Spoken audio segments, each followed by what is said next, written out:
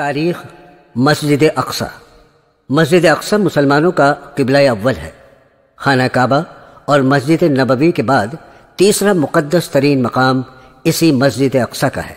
یہ یروشلم میں موجود ہے اور یہ یہاں کی سب سے بڑی مسجد ہے، جس میں ایک وقت میں 5 لاکھ سے زائد لوگ نماز ادا کر سکتے ہیں۔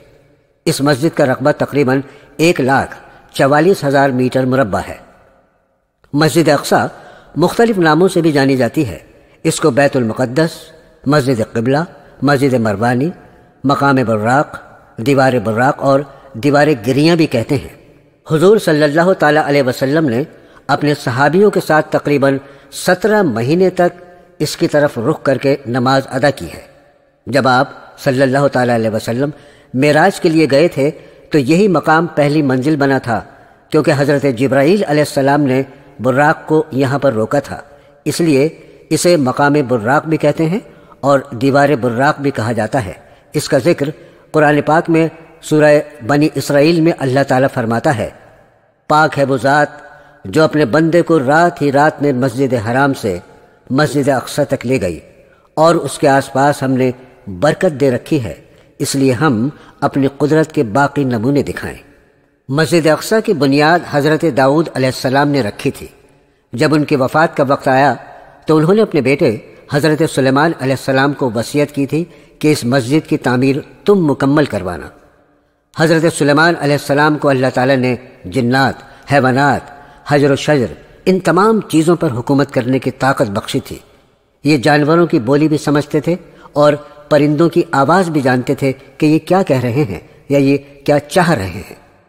حضرت سلیمان علیہ السلام نے حضرت داؤد علیہ السلام کے وفات کے بعد ان کی وصیت کے مطابق مسجد کی تعمیر کا کام جناتوں سے شروع کروا دیا۔ حضرت سلیمان علیہ السلام نے عبادت کے لیے ایک شیشے کا کمرہ بنوایا تھا، وہ اسی کے اندر عصا کے سہارے کھڑے ہو کر اللہ کی عبادت کیا کرتے تھے۔ جب مسجد تعمیر ہو رہی تھی تو اسی عرصے کے دوران وہ اپنی عبادت گاہ میں اللہ کی عبادت میں مشغول تھے، اور ان کی اسی حالت میں اللہ کے حکم سے روح جسم سے پرواز کر گئی۔ جنات مسجد کی تعمیر میں مشغول تھے اور بیچ بیچ میں حضرت سلیمان علیہ السلام کو بھی شیشے کے اندر عبادت کرتے ہوئے دیکھتے رہتے تھے۔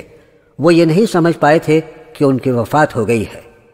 1 سال کے عرصے کے درمیان مسجد بن کر تیار ہو گئی، اور اسی عرصے میں حضرت سلیمان علیہ السلام کی عصا کو زمین کی دیمک اندر سے کھا گئی اور وہ ٹوٹ گیا، جس کی وجہ سے ان کا جسم مبارک زمین پر گر گیا۔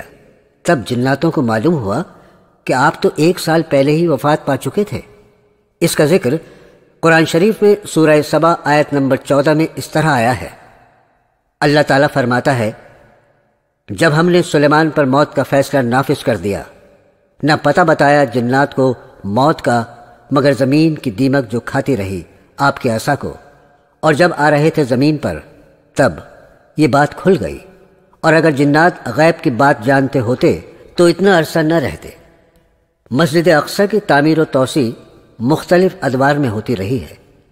حضرت عمر رضی اللہ تعالیٰ عنہ کے دور میں بیت المقدس کو فتح کیا گیا اور اس کی توسیع بھی کی گئی۔ اس کے بعد خلیفہ عبد الملک کے دور میں بھی اس مسجد کی تعمیر و توسیع کی گئی، اور ان کے بیٹے الولید نے 705 عیسوی میں دوبارہ اس کی توسیع کی۔ اس کے بعد 746 عیسوی میں بہت ہی زبردست زلزلہ آیا، اس میں یہ مسجد شہید ہو گئی۔ اس کے بعد عباسی خلیفہ عبد المنصور کے دور میں 754 عیسوی میں دوبارہ اس کی تعمیر کی گئی، لیکن 1033 عیسوی میں ایک بار پھر زلزلہ آیا اور اس میں یہ دوبارہ شہید ہو گئی۔ 1035 عیسوی میں فاطمی دور میں اس کی پھر تعمیر کی گئی۔ اس کے بعد 1186 عیسوی میں سلطان صلاح الدین ایوبی نے اپنے دور میں اس کی تعمیر و توسیع کرائی تھی۔